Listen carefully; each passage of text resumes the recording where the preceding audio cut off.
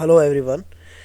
Islamic studies में से syllabus का जो है आज हम नेक्स्ट टॉपिक कवर करेंगे और वो टॉपिक है रूल ऑफ लॉ। इससे पहले जो है मैंने तकरीबन Islamic characteristics of Islamic civilisation की जो है वो मेजर पोर्शंस कवर कर दिए हैं, जैसे कि आपका तौहीद हो गया, self purification, dignity of man, उसके अलावा जो है equality, social justice, moral values, tolerance, ये सारा जो है कवर हो चुका है। अब जो है हमारे पास सिर्फ और सिर्फ ये एक टॉपिक रूल ऑफ लॉ जो है वो रह गया इसके बाद ये चैप्टर भी कंप्लीट हो जाएगा। सो आज जो है वो हम इसको रूल ऑफ लॉ को देखते हैं।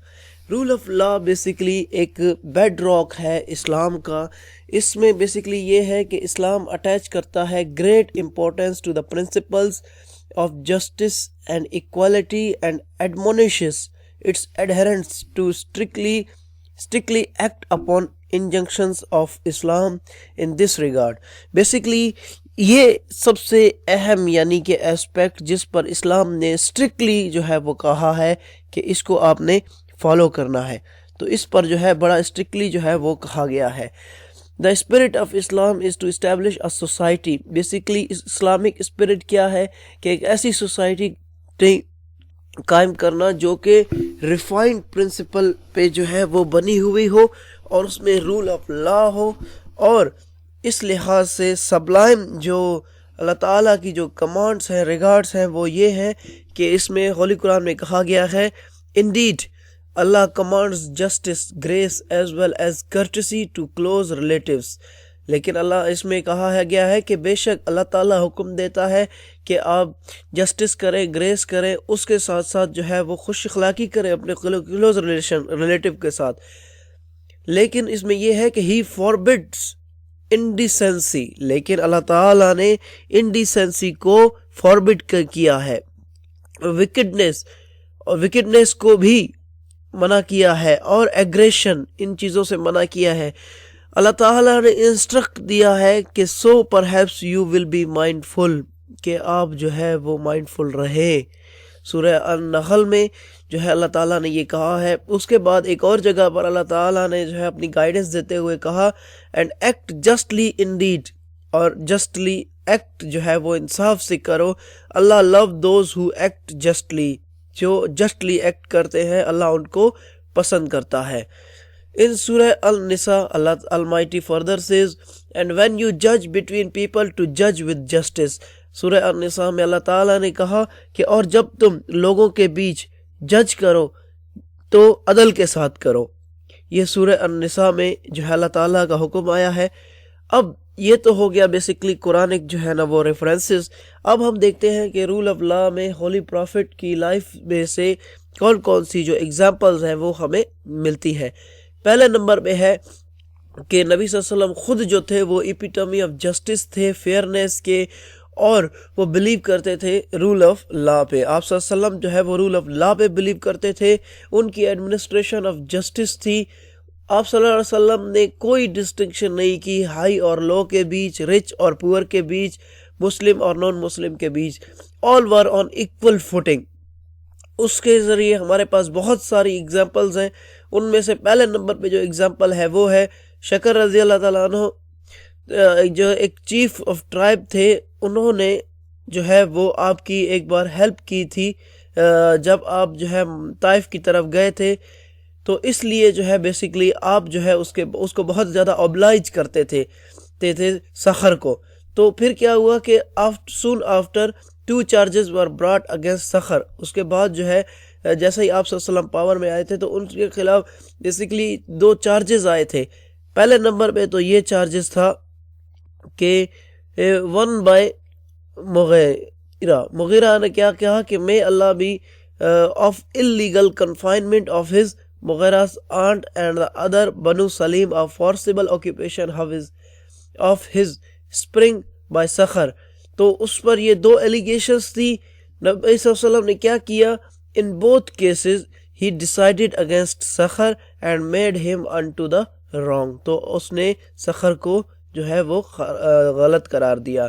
اب اس میں بیسکلی اگر میں اس کو جو ہے وہ سمپل ٹرم میں بیان کروں تو بیسکلی کیا تھا کہ جب نبی صلی اللہ علیہ وسلم طائف جا رہے تھے تو صخر اللہ تعالیٰ عنہ نے ان کی ہیلپ کی تھی، تو نبی صلی اللہ علیہ وسلم جو ہے ان کو بہت زیادہ اوبلائز کرتے تھے۔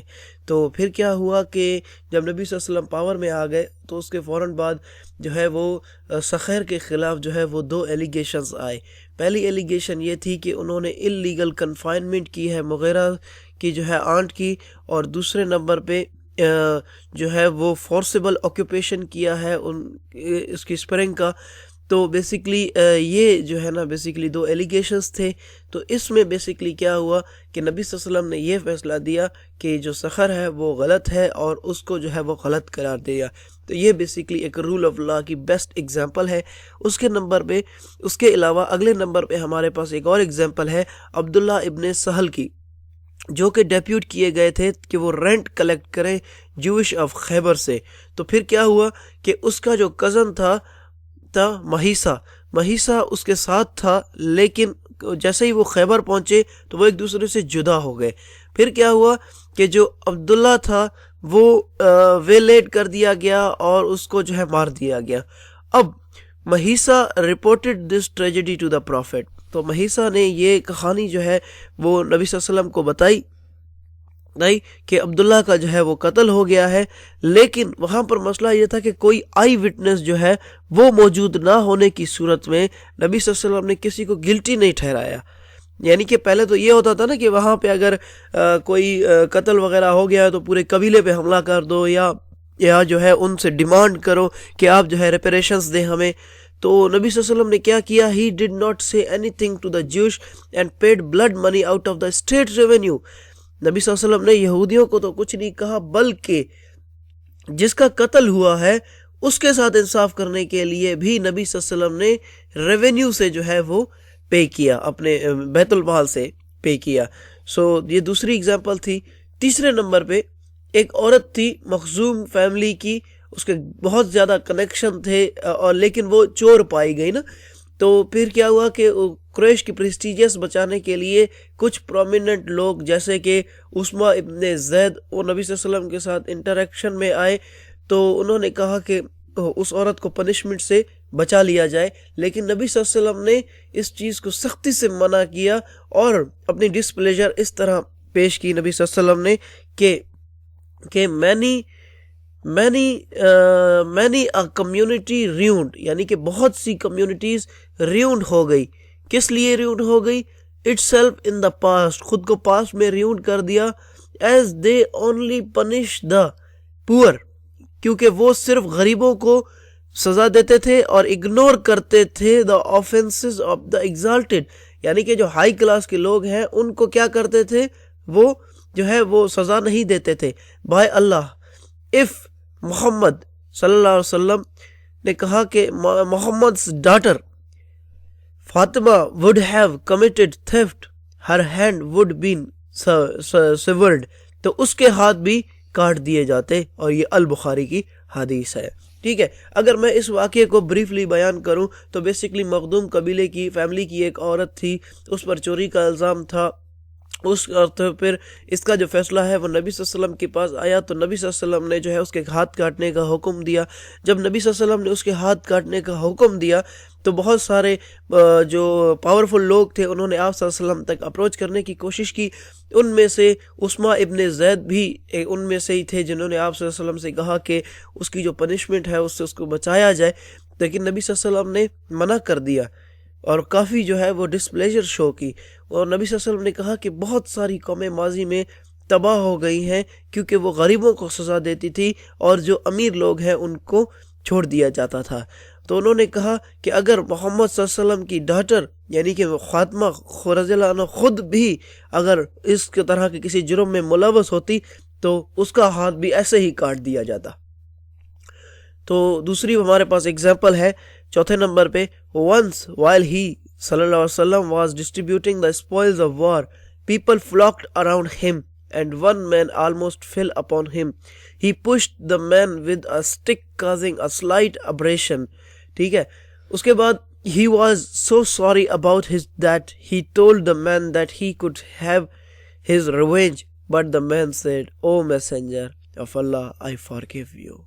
ابو داؤد کی یہ حدیث ہے کہ جب جنگ ختم ہوئی تو کیا ہوا کہ بہت سارے لوگ جو ہے وہ مال غنیمت کے خلاف جو ہے فولک بنانے لگے، ہجوم کی صورت میں آنے لگے، اور اس میں کیا ہوا کہ ایک شخص جو ہے وہ نبی صلی اللہ علیہ وسلم کے تقریباً اوپر چڑھ گیا، تو نبی صلی اللہ علیہ وسلم کے پاس ایک اسٹک تھی، تو اس سے جو ہے اس نے اس شخص کو پش کیا، تو اس شخص کے جو جسم ہے اس پر خراش آ گئی، ابریشن، یعنی کہ ہلکا سا جیسے خراش، جیسے ہم جسم پر خارش کرتے ہیں تو کوئی داغ آ جاتا ہے، اس طرح کا ایک داغ آ گیا۔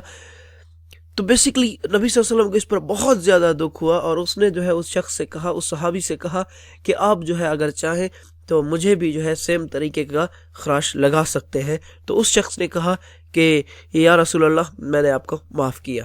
تو یہ بیسیکلی رول آف لا کی ایک اور بیسٹ ایگزامپل تھی۔ اس کے علاوہ 5ویں نمبر پہ ہماری ہے کہ ایک بار نبی صلی اللہ علیہ وسلم جو ہے سعد ابن عبیدہ کی وزٹ کی۔ while returning سعد sent his son قیاس with him۔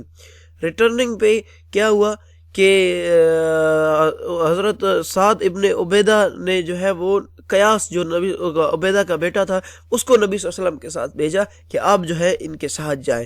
تو نبی صلی اللہ علیہ وسلم نے قیاس کو کہا کہ وہ بھی اونٹ پہ چڑھ جائے، لیکن قیاس ہیسیٹیٹ کر رہا تھا نبی صلی اللہ علیہ وسلم کی رسپیکٹ کی وجہ سے۔ تو نبی صلی اللہ علیہ وسلم نے رول آف لا کے فارمولے کو فالو کرتے ہوئے صرف اتنا کہا کہ یا آپ چڑھ جاؤ یا واپس چلے جاؤ، دونوں میں سے آپ ایک کام کرو، یا آپ میرے ساتھ اوپر چڑھو اونٹ پہ یا آپ واپس چلے جاؤ، یہ پیدل نہیں چلو۔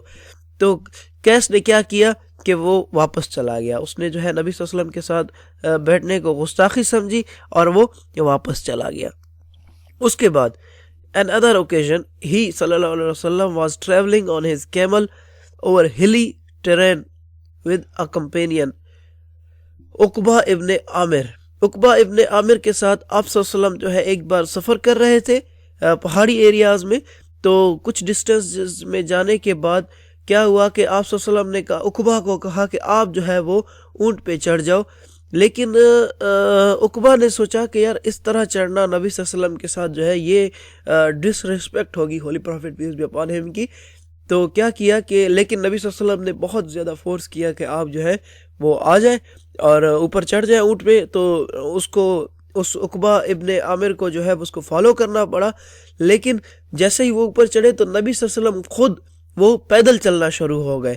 کیونکہ وہ جانور پر جو ہے وہ زیادہ بوجھ نہیں ڈالنا چاہتے تھے، وہ نہیں چاہتے تھے کہ اونٹ پر جو ہے ضرورت سے زیادہ بوجھ آئے، یعنی کہ اتنا سافٹ اور کائنڈ ہارٹ تھا ہمارے پیارے نبی صلی اللہ علیہ وسلم کا۔ So this was the rule of law and lecture of the day۔